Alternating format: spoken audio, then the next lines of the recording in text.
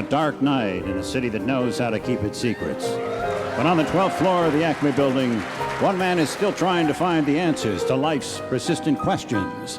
Guy Noir, Private Eye.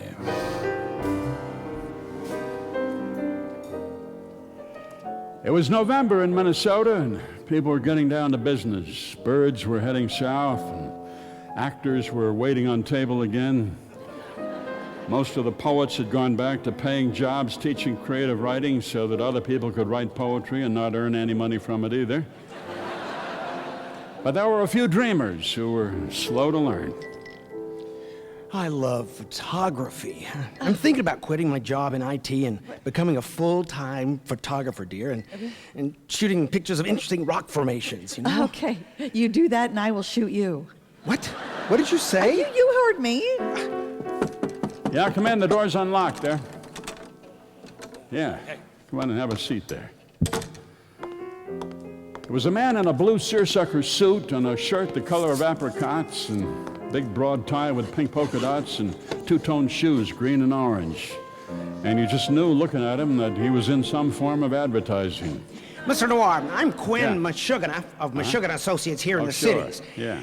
We're urban planners, and I wonder if I could have an hour or two of your time. How about lunch, huh? He took me to a restaurant I'd never heard of. It was called the Café Madeleine. Bonjour, monsieur. La personne parle, je suis content. There we were joined by his associate, Jessica. Hi there. Hi. Hi. The idea of the cafe was that each dish is something you'll remember for a long time.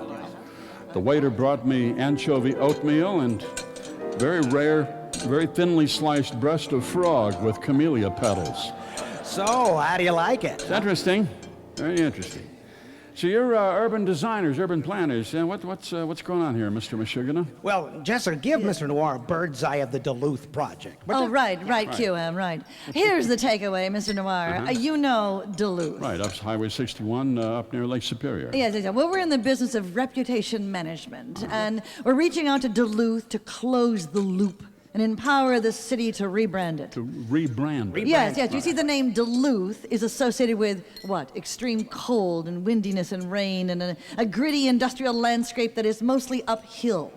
So we've developed a 7-point plan to leverage the assets for a win-win solution and totally redo Duluth. 7-point plan. Oh, yes. It's absolutely a game changer. 1, sustainable authenticity. Okay. 2, integrated synergy. Sure. 3, interactive diversity. 4, environmental visibility. Of course. 5, citizen centricity. 6, of course, regional seamlessness. Seamlessness, that's right. And 7, transparency. Transparency, right, Yes, of course. yes, right. What do you mean by transparency? I do not know that, but I will know more when we get further into it. At the end of the day, the bottom line here is that Duluth needs to be reconceptualized. Absolutely. What does it mean? Well, it means it needs a new name. Yes. Why does it need a new name? Because the name Duluth has become synonymous with cold. Now, why is that a bad thing? Well, because the cultural trend of this country for the past 100 years has been to the southwest. Yes, you see, the name Duluth, when you say it in Phoenix or Los Angeles or Dallas,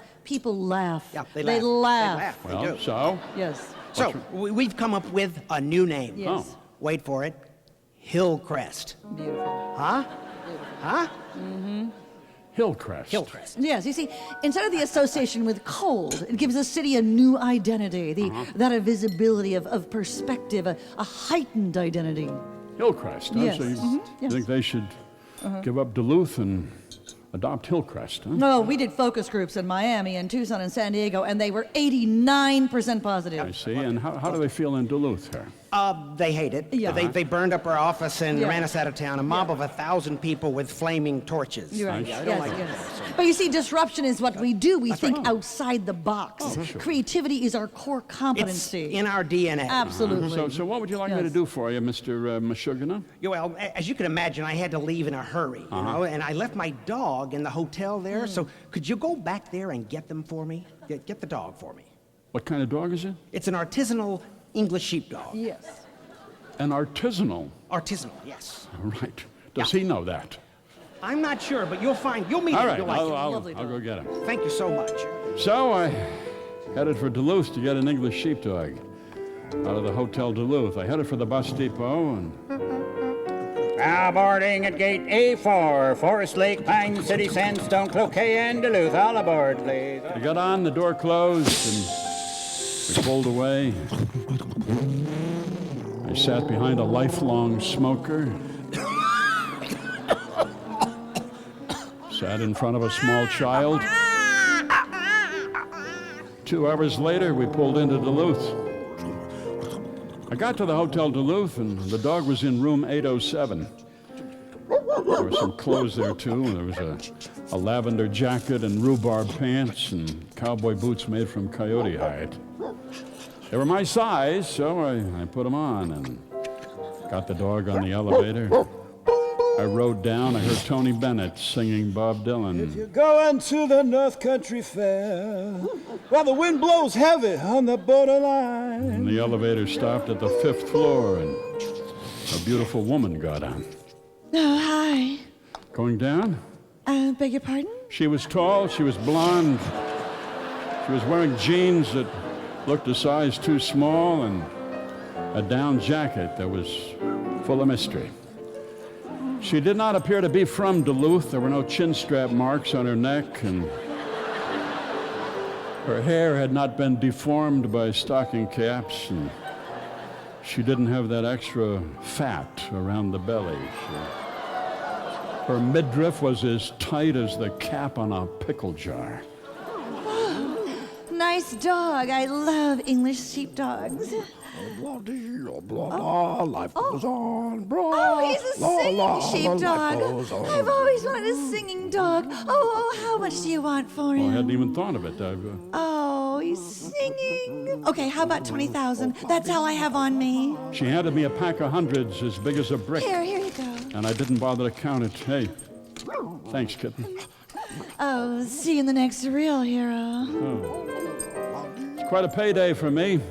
I'm in Duluth 15 minutes. I got 20 grand and a lavender jacket and rhubarb pants. Big D, little U, L-U-T-H. Nowhere like it in the world. You take a deep breath of Duluth, and for a moment you feel the way you felt when you were 21. I went to the front desk of the hotel, rang the bell. Yeah, give me the penthouse suite, okay? Penthouse. I want a nice view of the lake and 24-hour room service. Oh, that's going to cost you $500 a night. Well, not a problem for me. Huh? All right. Send me up a bottle of white wine, very dry. Very dry. And send me sliced apples. And, okay. You got it. We'll see what happens after that. A dark night in a city that knows how to keep its secrets. But one man is still trying to find the answers to life's persistent questions. Guy Noir, Private Eye. Jim Russell, Sue Scott, Mr. Fred Newman.